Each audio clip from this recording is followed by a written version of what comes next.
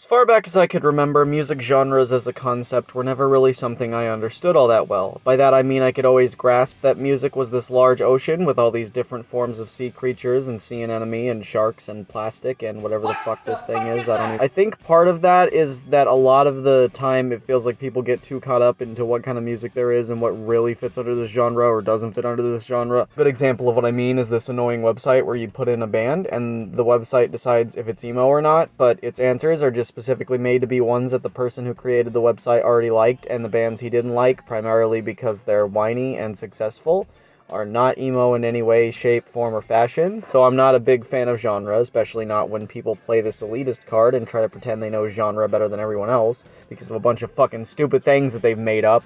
But it gets even worse when you consider how often people will make comparisons to bands or artists that are not even within the same fucking stratosphere. Good example of what I mean is when someone who's super into metal decides Kanye West or Lil Pump or Justin Bieber is awful and their fave is superior, when those artists are not trying to appeal to the same crowd and make their music in totally different ways. Why am I talking about this and not just about the band already? Well, you're gonna see the importance of this soon, trust me. This is Mike Patton, and if you don't know him, you might have at least heard of his project, Faith No More, for which he is the lead singer. You know, called. That's not a joke. The internet's fucking ruined everything for me. This song is all well and good, but this was actually made within the time span of a year after Mike had joined the band. I would love to make a video about Faith No More in the future because it definitely is an interesting project, but in the meantime I'd like to point out that Faith No More is not actually the first band that Mike was in. I'm not really sure what his real first band is, but apparently I wasn't missing much because it was just a Metallica cover band that Mike got kicked out of. And that's why he decided to join in on this Mr. Bungle thing, because all of the members have been kicked out of their own respective bands. Right from the start, there was already a sense of camaraderie between these members, and this camaraderie would eventually end up becoming one of the most underappreciated, yet fairly loved bands of the 90s. So to celebrate their choice to come together despite the rough history each member has had in music respectively, they decided to name the band after a little character known as Mr. Bungle. That title is important. It creates the image of a character who screws up a lot and is often considered incompetent. This was an idea that the members each related to, a feeling of isolation, being treated as outsiders. But together, they aren't just outsiders or weirdos or freaks. They're an extremely talented band that had a lot of great influence in the rock and metal community of music. Given Korn and Avenged Sevenfold both seem to be bands that hold Mr. Bungle in high regard, it's pretty clear that they definitely had a mark on musical history, despite not exactly being the most popular band in the world. So who is Mr. Bungle, and what exactly do they do? Well, that's not really a question I can answer for you in a quick summary, but the simplest way I can sum it up is that they're fucking weird. Mr. Bungle isn't really a band you can necessarily pin to just one genre. They've done jazz, they've done circus music, they've done death metal, they've done thrash metal, they've done Scooby-Doo opening. Just one song alone can be 5 genres, where they switch the beat into something completely different mid-song. To some people this is the coolest thing ever, like to me because I'm smart and better than everyone else, but to many others this gimmick can give you whiplash. It can also make the music seem like it doesn't have much of an identity. It's kind of a given. It's a very stupid idea, it takes a lot of effort and talent to pull off properly, making it pretty fucking hit or miss. But that's the point. They were named after a character in a puppet show who was weird and screwed up a lot, viewed as extremely different from the rest of society. So the group got together and decided one thing, that they were going to make music for themselves and didn't care what anyone had to say about it. So that's why they can't even be confined to one genre. It's a band where they just do whatever the hell they want without a care in the world if anyone might see it as a problem. But to say they have no identity is 100% false, and that's what I'm going to touch on as I go throughout this video. The best place to begin with Mr. Bungle is the self-titled release, their first full-length studio album. But I think it's important to build some context on this release as it's not technically the first thing they've done. Mr. Bungle started as a pretty cut and dry, if admittedly pretty damn good, thrash metal group that led to the release of The Raging Wrath of the Easter Bunny, a 35-minute long demo with garbage quality due to the fact that it's from the 80s and wasn't recorded in an actual studio until this year. But after they did that, they moved on to some pretty interesting shit with tracks like Carousel, Girls of Porn, They are just so much to take. All I can think about is playing with my soul. and Egg.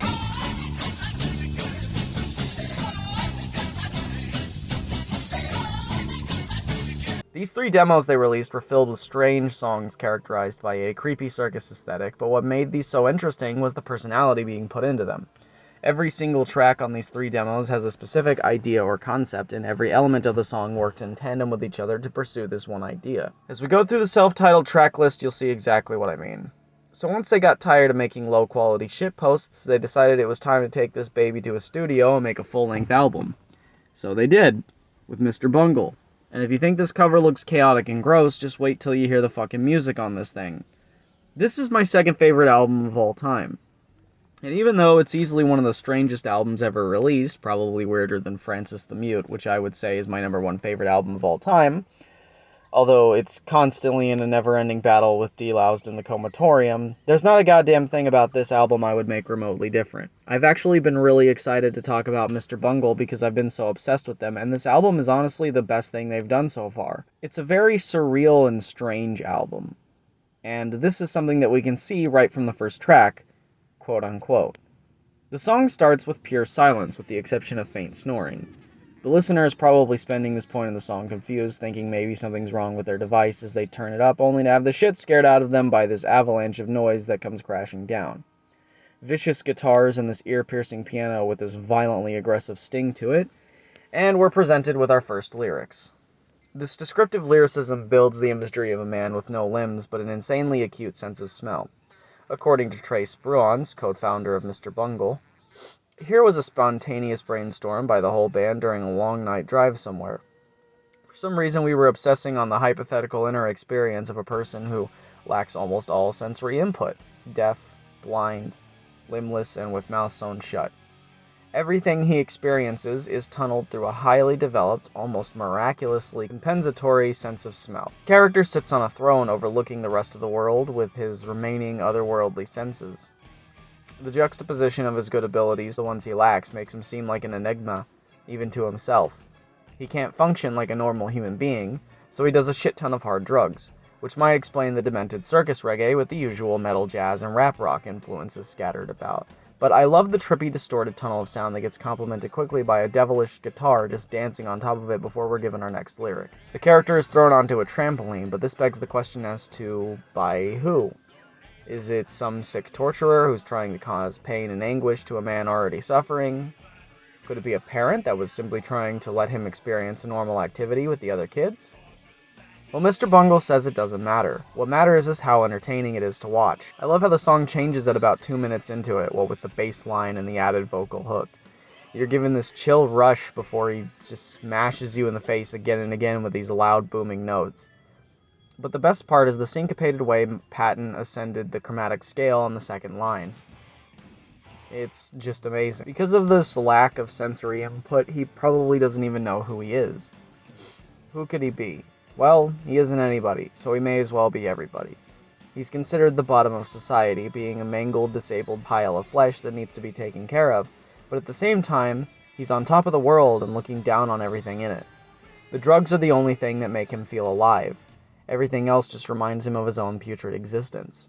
It's the only way he can feel remotely powerful. Hell, it's the only way he can feel remotely anything. Given this character's sense of smell is the only thing he has left, it makes sense that he's rather miserable. I do want to take note of the reference to Grease. This is because the character gets high and in his trips pretends to be popular icons such as John Travolta and henceforth the title of this song. They weren't allowed to title it Travolta because of legal reasons, so they changed it to quote-unquote as if to mean putting Travolta in quotations, because Mike is a smartass. The character is left alive to suffer, and his pain and torment is only taken advantage of by the rest of the world. But it's okay. He still dances, because while he's high, he can be whoever the hell he wants to be it Hitler, Swayze, Trump, or Travolta. The song then ends with this wall of eerie, low-moaning, demonic, creepy laughter from all angles, voices telling you to die, dogs barking. It sounds like you're slowly going insane, and probably what goes through his mind every time he trips. We're then treated to an obnoxious trumpet skit, and the sound of a train before the song ends. Right off the bat, you're given exactly what this album is going to be. The first track is grotesque and dark, creepy, but weirdly chaotic in a slightly humorous way. It definitely fits the demented energy this album gives off, as well as showcases the musical influences and references that will be all over this album. If there's anything you can tell from the first track alone, it's that this will not be an easy listen, nor will it be a normal one. The second track is Slowly Growing Deaf, a song that took a handful of listens to really grow on me. I like this song a lot better now, but when I had first heard it, I found it to be the most annoying as well as the most boring and weak song on the entire album. It starts with this wild riff, then it transitions into this relaxing ambient ocean of noise as Mike's voice gently glides on top of it. The drums come in and suddenly we're thrown into this rough, stinging riff climbing its way upward. The guitars slow down, and the bass line becomes more dominant before we jump right back into the riff at the start and the song's pattern begins to take shape. The lyrics paint a very cynical and nihilistic view of dumbing down and desensitization of society. As time goes on, the respiration gets more and more poor and we communicate less and less, but the real question that comes from it is why even care anymore? Nobody's listening, so why does it matter? The title is a metaphor for this exact dumbing down of society and consistent growth into selfishness. And the lyric referencing Beethoven is a reference to the fact that he literally did slowly grow deaf and over time exiled himself from the rest of the world. This also fits in line with the title of the album, Mr. Bungle, the character who doesn't fit in with the rest of society. It's shown by the unpredictable genre flipping that many claim doesn't give the music an identity. Yes, Mr. Bungle, on an album filled with circus-esque songs and a clown on the front of the album, wrote a song about society. The jokes write themselves. We're shortly after treated to a doo-wop number as Mike sings very passionately, and then the music begins to morph into this monstrous explosion before calming down. You're given this super thick, trippy, sharp, shoegazy, 8-bit digital ocean of noise before being dropped into this insanely rough riff again. Then it's just a matter of building back upward multiple times throughout the song and exploding into even more chaos every time. I love the ear-piercing guitar as the group chants again and again, ears are ringing. The song is just a roller coaster, constantly building and getting crazier and crazier as it goes on. Multiple times I thought this song was going to calm down and it just punched me in the face all over again. Finally, at the end, it lets the listener rest again by repeating the peaceful shoegaze ambience towards the start, but with Mike giving a much more tired delivery. You get this slow swing right before beginning to build back up, but the song slows down before one more unexpected slam for good measure, and a charming little follow-up. Then you're given this obnoxious skit where Mike Patton takes a shit to the sound of a KFC commercial practice rehearsal that is very clearly going nowhere. The skit is funny probably the first couple times you listen to it, but it can probably get tiring on the millionth. I've listened to this person take a shit at least 100 times now, but honestly I think it reinforces how jarringly grotesque and immature Mr. Bungle is supposed to be. The message of the song is frustrated and serious, but the nihilistic approach towards the subject matter turns the depressing reality of it into something kind of funny, in a dark way. Every track on this album's subject matter is going to be sad, dark, or creepy in some significant way, but it's all to address parts of life that we don't really think about much and try to spin it into something humorous, if admittedly uncomfortable. The next song is another track that I had to listen to a few times before it really grew on me, but over time, I actually fell in love with this song. It's probably the most nu metal shit I've heard from Mr. Bungle, and it's clear to see why Mr. Bungle is notoriously cited for inspiring a lot of nu metal acts. But see, I'm not a music elitist, and I actually don't mind and I'm not insecure by the existence of nu metal music, even if some others might think it's the worst genre to graze the internet or world. However, when I see these claims, I don't really see a citation, aside from Korn, citing Mr. Bungle as a personal favorite of theirs. And some people say System of a Down and Slipknot, and while I get that the style is certainly similar, I've never seen anybody cite anything properly, so I can't make that claim. I do get the similarities, though. California's Charm definitely has a similar energy to System of a Down's later work, and Slipknot looks like Mr. Bungle. So, yeah. I just find it annoying when people try to use that as a critique of the self-titled, but refuse to give a proper citation. Anyway, Squeeze Me Macaroni is a really cheesy, weird, funk rap metal song, and it can come off the wrong way if you don't like nu metal, but I don't see it as nu metal. I just see it as Mike Patton being a fucking dork and having a lot of fun with a little rap song about sex with food metaphors, which I really don't need to analyze the lyrics to because it's literally just food sex puns. Food sex puns. And people hate this song. It starts out with this funky beat climbing upwards, and we get this gentle guitar flicker dancing alongside it. The record scratches we occasionally get on this track make the song feel like NWA performing crude, cracked out jazz. There's this ominous descent of horns, followed up by this aggressive scream, and this oddly cute transition chime on the bass guitar. Mike does a weird clown-like voice to a guitar that starts revving up like a fucking engine. Then it harmonizes alongside the horn as if his voice is dancing with it. It starts speeding up and building up higher and higher in insanity as these synths circle around before we return to the wacky-ass hook. Over the course of the song, the horns just start getting crazier and crazier until Mike yells his lyrics out in pure visceral rage before dropping this bad-ass guitar segment over this heavy drum. He screams again, and it repeats this time, but raises in pitch every beat, which is just so fucking satisfying to hear. The suspense is unfortunately cut short as Mike sings beautifully over this calm, funky, and sexy beat. Then he starts beatboxing over a lone bass guitar before being joined in by another gnarly riff. It climbs up into the screeching halt, and Mike starts rapping again.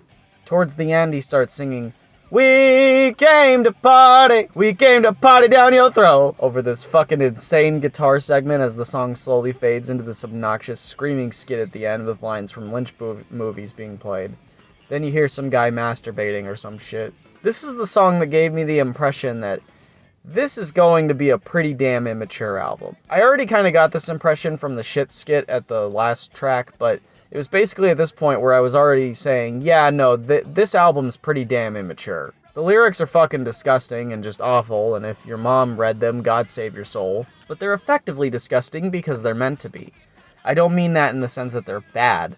The song is loud and obnoxious and in your face with how immature and fucking stupid it is. But I personally see it as a really wacky metal jazz rap version of Pink Guy's Nickelodeon Girls, or She's So Nice, or really any other stupid song he wrote about how many bitches he gets. Subject matter is sex, and it's super jarringly immature. And I think that's kind of the joke, the weird juxtaposition between his weird confidence with his blatant immaturity. I personally adore the first 3 tracks, but I can also see why some people may not like them. But for a lot of people I've shown this to, it's usually Carousel where they start to kind of get it, because Carousel is one of the coolest songs that they've ever made. You have this lone guitar riff that starts it off before it's joined by the sound of a carny telling people to hurry, hurry, step right up. Then you get this satisfying kickoff with a drum into this catchy, wacky, circus-like horn that goes up and down in a rhythm kind of like Carousel. The same pattern at the very start repeats on bass guitar as well. Not long into the song, the drumming picks up in harmony with the horn, as we get to hear Mike Patton rap fast some more, I guess. The lyrics build a very vivid picture of a carnival and the festivity and fun that comes from it. However, these 3 lines already set in tone to remind you that, no, this is not going to be a normal song, and you should know it's not going to be a normal song because the last 3 were not. The horn goes back to normal as Mike shows off his vocal range. Ooh, oh. You also hear these random words being thrown out from all directions with this trippy reverb on them. The guitar starts to get more aggressive and ominous as Mike sings about trying to understand life in comparison to a carnival, and then the tone just goes from happy to fucking dark when he says dead. We throw out these descriptive words that are vague yet sensible enough to know that it's describing a carousel.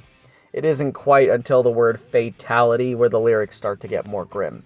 If you want to know the secret of life, you have to live it. Over time, things like love and pain melt into one, and you lose sight of who you were from the beginning. It's a constantly repeating routine again and again and again. You wake up, you sleep, wash, rinse, repeat forever and ever until finally, you're dead. It's a grim topic, but it's also genius because the song in and of itself is built with the repetitive, but at the same time decaying nature of growing old. The song gets darker and creepier as it goes, as life gets sadder and harder as it goes. That's actually why after this segment you go right back to the horn segment from the start, but when you return to the aggressive segment it's much harsher than it was the first time. Then the guitar transitions into him rapping over this weird James Bond-esque riff, and then we return to the chorus, but this time with a much more anthemic, harmonious, eerie tone. Here, I think the smile that is supposedly being painted on you is a metaphor for faking a smile. The smile slowly leaves you when you realize that you're gonna die. You get stuck, but the light gets more and more clear. You ride on this roller coaster into the rivers of your mind, and everything is flashing before your eyes, every memory you've ever had.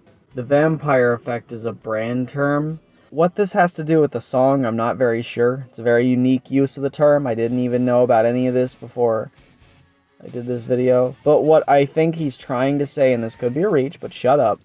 He is saying that you look at it through a lens at first, and then in death you see under the lens, and it's over. I think he's suggesting that when you die, you really see life for what it is. You see the meaning of life. You see the truth to everything in the universe. Probably a stretch. Mike has gone on record a lot saying that his lyrics often don't mean anything profound.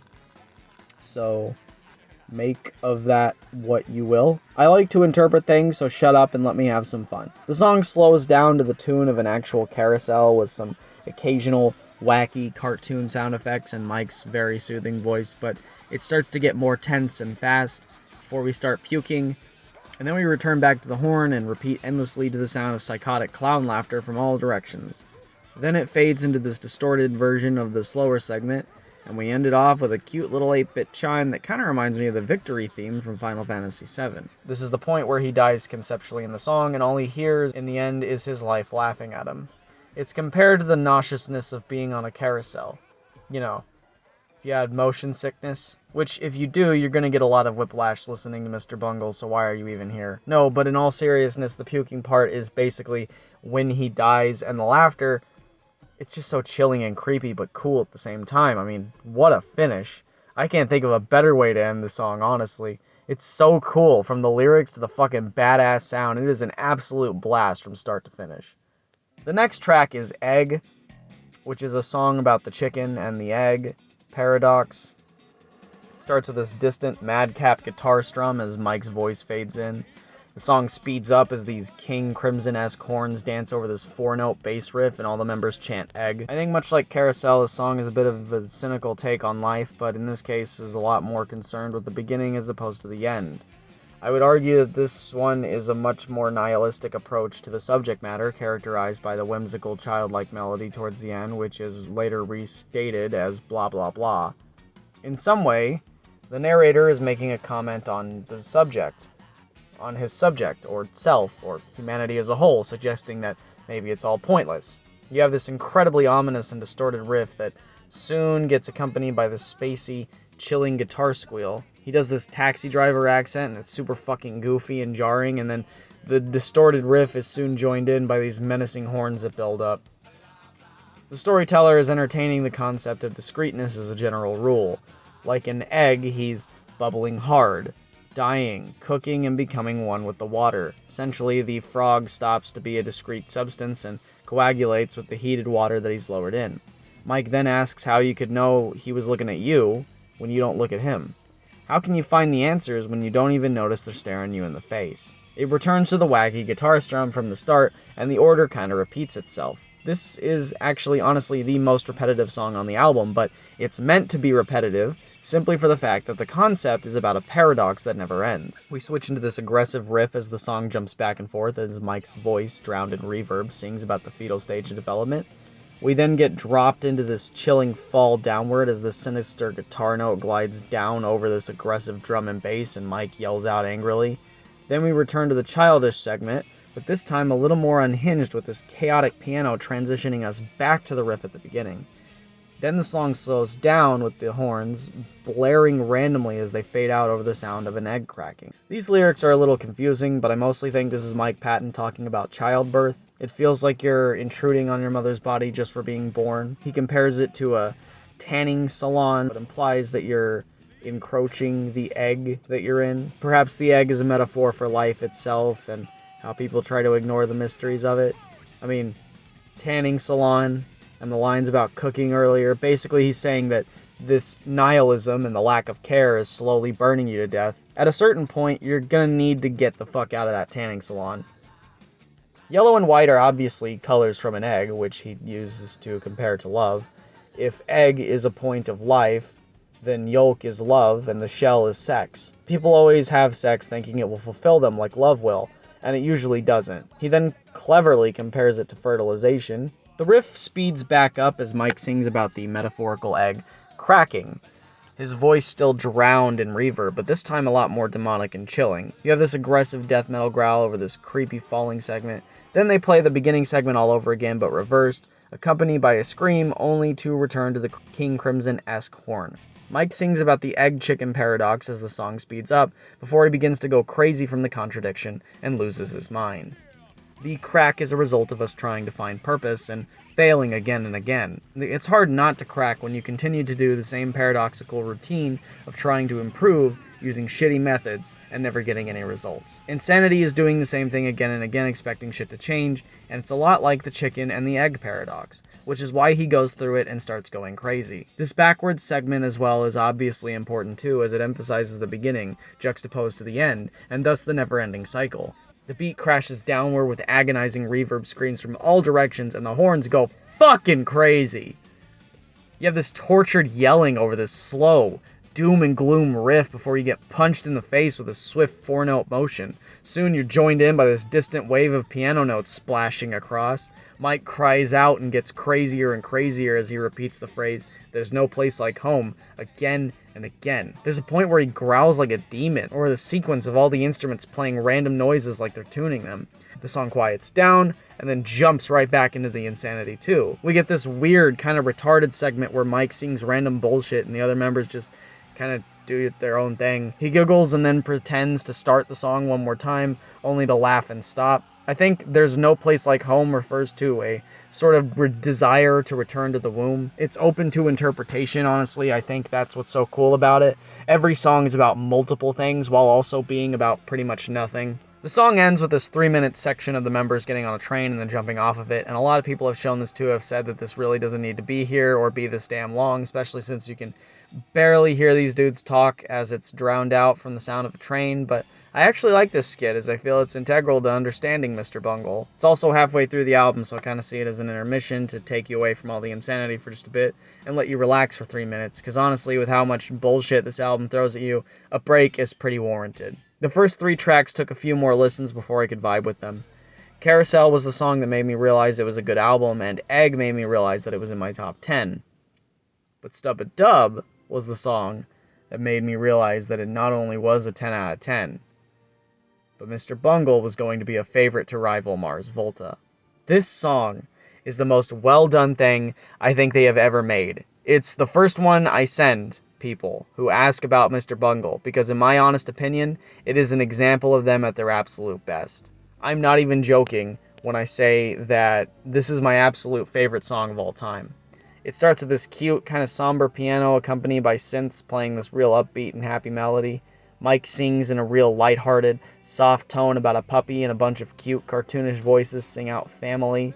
This unfortunately doesn't last long as we jump right back into the weird shit again with these drums circling around this dancing saxophone. This shuffling, subtle guitar starts to build up these creepy, wacky, high-pitched synths. I think you also hear a xylophone too, but I might just be crazy.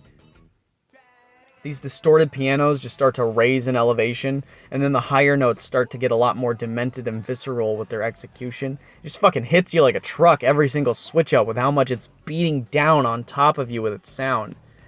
He viscerally shouts out "glaucoma," and then you get smashed in the face with these thick bass notes shuffling over these crackling, jazzy tremors, and Mike's hellish vocal effect just makes this segment even better. We hear the screeching car, which jumps right into this catchy 90s ass synth gliding over a fucking vicious, monstrous piano, which soon gets joined in by Mike's insane, mangled, spine-chilling vocals. As the lyrics depict, the song is about a dog, and the beginning is heartfelt warmth you feel when you first get the dog. He was just a puppy before, but now he's your best friend and he's part of the family.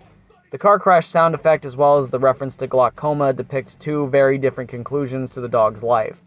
Something I think that Mike probably left open to interpretation. The wild sound in many ways is meant to humorously depict the wild and fun moments, but he sets a grim reminder at the very start that it will not end well for this dog. This song is about the pain that a child feels when a dog is bought, since the dog is not guaranteed to live past 13-ish years. The reflections of a bloated lie refer to the lie that this was going to be a child's lifelong friend.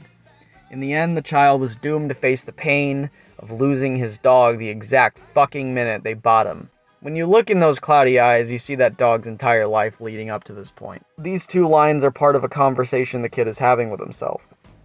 Now it's time to say goodbye to your dog and accept that he's not going to be around anymore. This is his more rational side deep down telling him that this dog doesn't have much longer left to live. The response, obviously, is him lying to himself and denying the possibility. From the very start, the song builds a grim image that I'm also sure many can relate to. Stubb is a perfect example of a Mr. Bungle song because the song constantly switches up and makes it new and fresh whilst keeping a generally recognizable pattern to it. Imagine you're writing about 8 different songs at once. You spend a lot of time on each of these songs on their own, and they're all completely different genres. Now you have to piece them together, but you have to do it in a way that makes the flow of the song continue to work. Aside from the countless hours of research and musical structure and genres and execution you'll need to do to pull this off properly, how do you switch to a completely different song without killing the flow?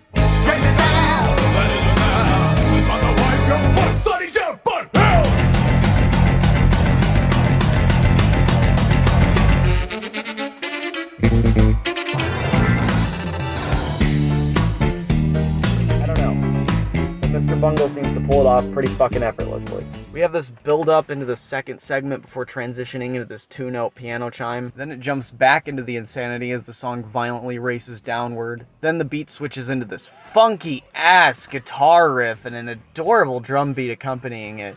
You hear Mike's beautiful voice singing over it, and god damn, it is catchy. Then it's joined by these dramatic horns. It's the absolute best part of the song. Then we jump into these goofy-ass synths dancing over top of this fucking banger drum, accompanied further by these dark, badass horns. Mike starts rapping fast again as we get this rising saxophone alongside him. It's just so goddamn satisfying. The song builds and builds and builds, then pays off with this fantastic section, and it's just a fucking masterpiece. The song references the funny habit that dogs have by chasing their tail. It's even funnier when a dog is chasing his tail and he doesn't have one. I guess in some ways, even a dog can spend his life chasing after nothing. It's a bit similar to the supposed love people claim goes into owning a dog. If you're gonna end up miserable in a decade's time, what's the point? Is the dog aware of its impending doom? Does it even know that it's a dog? Is it even smart enough to deserve to be respected like humans? The words are fucking haunting, especially the reference to rolling over and dying, a trick that dogs practice. This whole segment makes me picture a kid trying to force a tired, glaucoma-ridden dog to play with him because he can't stand the thought of him dying.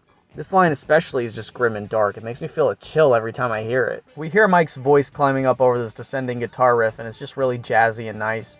We repeat the same structure of the song, except one transition is a segment of a panting dog, so if you weren't uncomfortable already, here you go. My favorite part of the song is repeated as well, but this time with Mike talking like Frank Sinatra and some nice-ass bongos thrown in for good measure, just to make it a little more dramatic and have it hit a bit harder. Then we repeat the somber part at the beginning of the song, but this time replacing puppy with family and family with memory.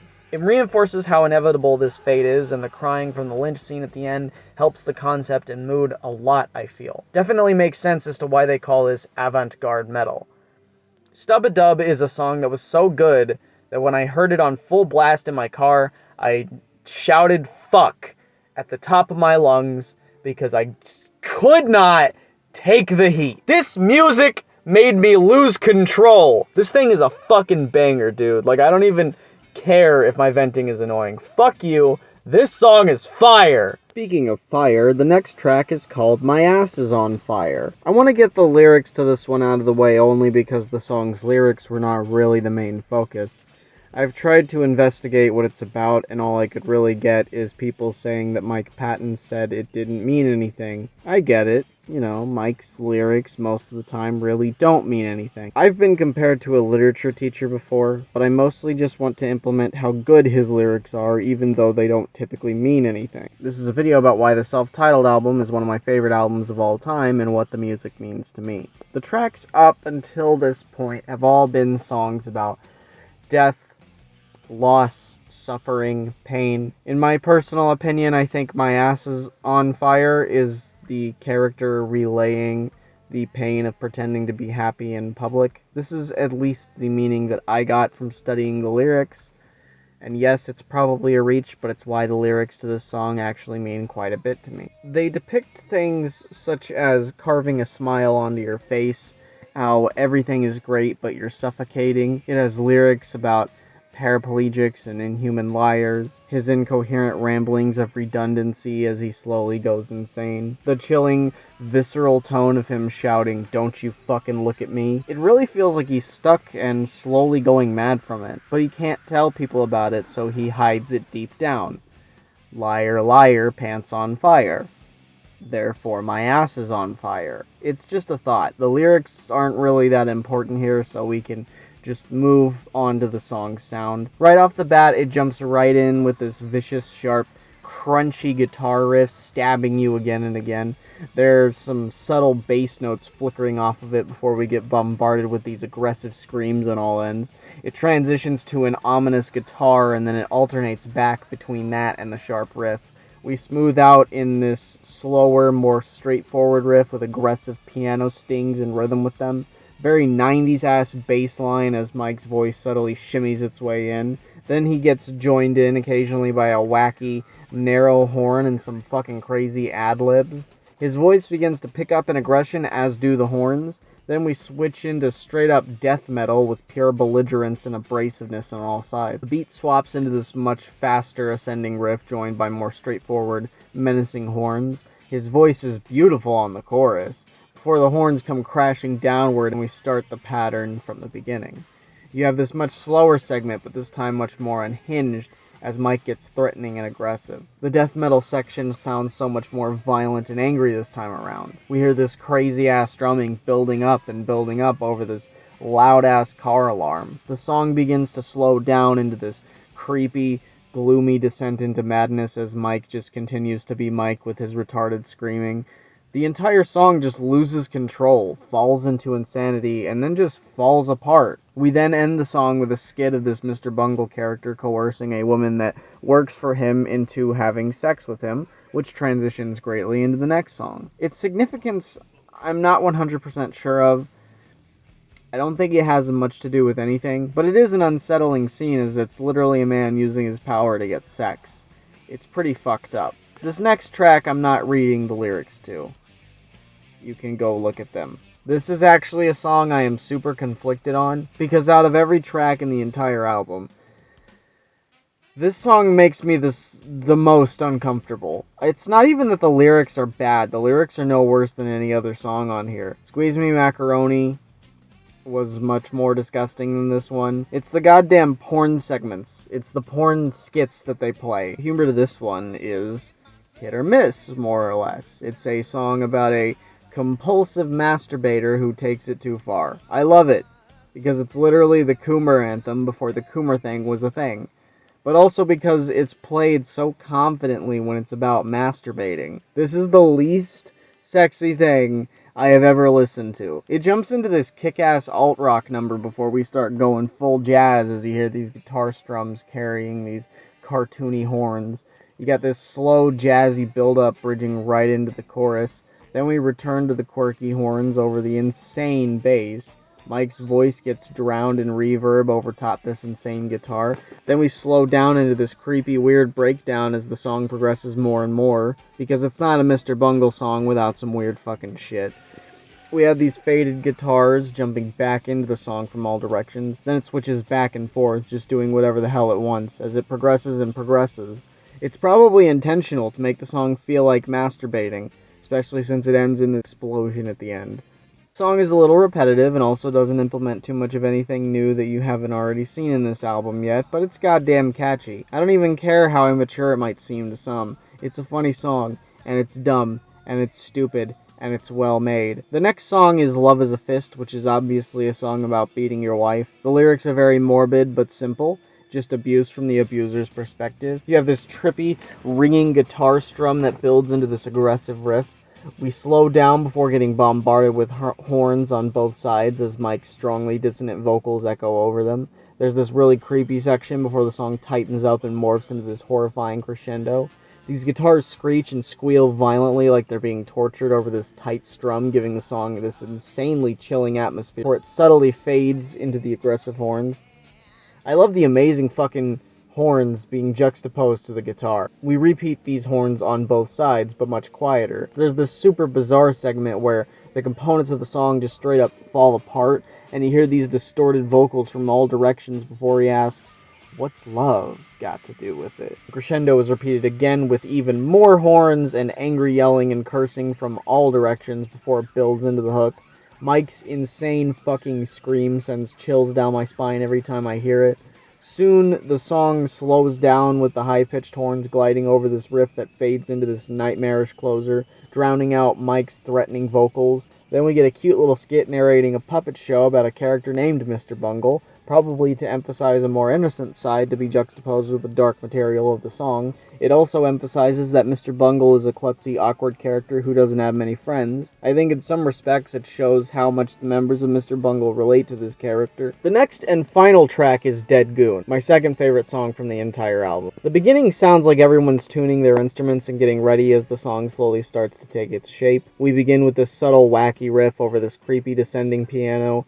Drums start jumping in key with the beat before being joined in by these synths and this bass guitar floating creepily in the background. We're then given our first real lyrics. The reference to Oedipus has to do with two things. One, the fate of this character and what's going to happen to them by the end of the story, with which they cannot escape. And two, this character looks at his mom in a very unhealthy way. Nobler could insinuate that his daily habits are noble and brave. We aren't sure what his daily habits are or what we're getting into yet, but I can tell you it's not good. We learn from the second and third line that this character is a bit of a loner as well as unattractive. The fourth line is about, yes, orgasms, but also about the fate of this character. It tells you he's pretty young, and sooner or later, he's gonna die. More and more synths are added in before they finally properly form into the song. Mike's booming voice rolls in with its demonic growl. The song speeds up into this jazz segment as you're treated to this simple riff over the bass guitar shimmying its way downward. Here I think the secret is referring to the said daily activities referenced earlier. It also reinforces how much of a loner he is and how different from everyone else he is for this thing he does. We're given this nice clicking sound to accompany the drumming and beautiful horns. We hear Mike's gorgeous voice singing over it, which is just the cherry on top. There's these weird noises coming from all directions over this creepy synth moving up and down like a roller coaster. I think these lyrics are in reference to the Oedipus complex the character has. As stated earlier, it's then openly said what this habit we were talking about was. That habit being autoerotic asphyxiation. That's when you masturbate with the noose around your neck and you choke yourself when you come. Now that we know what this character does in his free time, we also now know that this particular session is not going to end well for our character. The horns add a childish, creepy aesthetic to the song. The drumming is fucking insane too, it just echoes out in passion. The pianos and horns from all directions glide together into this beautiful, symphonic chorus. Him being known as a hero as well is in line with the Oedipus lyric from before. It's seen as a weird fetish, so calling him a hero is just ridiculous. It's clear that talking to people overwhelms him, and it's why he struggles to breathe around them because of the claustrophobia he deals with. That very phrase, stealing my oxygen, also obviously references the fact that soon this character is going to suffocate to death. This line insinuates that said character is a virgin, and this line is showing the unfortunate outcome, that he is going to die one. The song gets faster and faster before it drops viciously into this horrifying piano slam again and again, to represent the moment where the character's chair falls over and they hit that oh shit moment at the realization that they've totally fucked up and accidentally hung themselves. I love Mike's agonizing scream being drowned in this portent reverb. His choked screams slowly quiet down as the song descends into this light, dreamy section. The mommy's underwear line is obviously in line with the Oedipus complex as well, realizing that this character is going to die being found wearing his mother's underwear. I don't even know how I, as a mother, would react to seeing that. We get to hear this rope creaking over this light, dizzy riff and Mike's creepy, ghostly voice. If you're wearing headphones, the song travels from the right channel to the left channel, representing the character hanging. We hear him choking violently as everything builds up into this horrifying crescendo before just going silent. Ghostly section is the life slowly leaving him as he ascends to heaven. He thinks about the cum dripping out of his dick, the way his family is going to react, how good it felt, how awful this is, and even thinks about his virginity again. Violins, horns, piano, and all sorts of other majestic instruments come in for this cute heaven segment to end off the album for good as a way of representing his character rising up to heaven after death. From beginning to end, the song is one of the most creative on the album. It has a concept it tells through a story, and every element of the song from the start to the end tells the story in precise order. The rope, the sound of heaven, all of it is really smart despite the concept itself being super jarring and weird. It's also a charming way to end off the album, being another song about death and ending with a character dying. Mr. Bungle's self-titled record is extremely ambitious and out there. It's chaotic and gross and over the top. Everything is just cranked to 11, and then they continue cranking and cranking until they pull the handle off. It's really, really stupid and annoying and childish and arrogant, but the musicianship and energy still feels super clean and smart. Every track is vastly creative and unique, and the album is a lot less of a concept album and more of just a piece of art to tell you about these guys and who they are and what they come up with. The themes of isolation and not fitting in with the others and just sort of being a black sheep, I feel, are integral to what Mr. Bungle wanted to get across above all. It's new, it's inventive, it's creative, and it's them. It's good music without needing to be confined to just one genre. It's a little bit of everything, and at the same time, it's a little bit of nothing. The other two albums certainly are much more inventive and creative with their sound, and I appreciated them far more than this one sonically. I respect it. I respect that they have the confidence to make something so out there and unique whilst keeping it relatable and fun. The Goosebumps aesthetic aside, this album is a masterpiece purely for how personal it feels in comparison to the following albums, which I will be covering for the next 2 days, even if I've listened to it so many times that it's kind of like white noise now.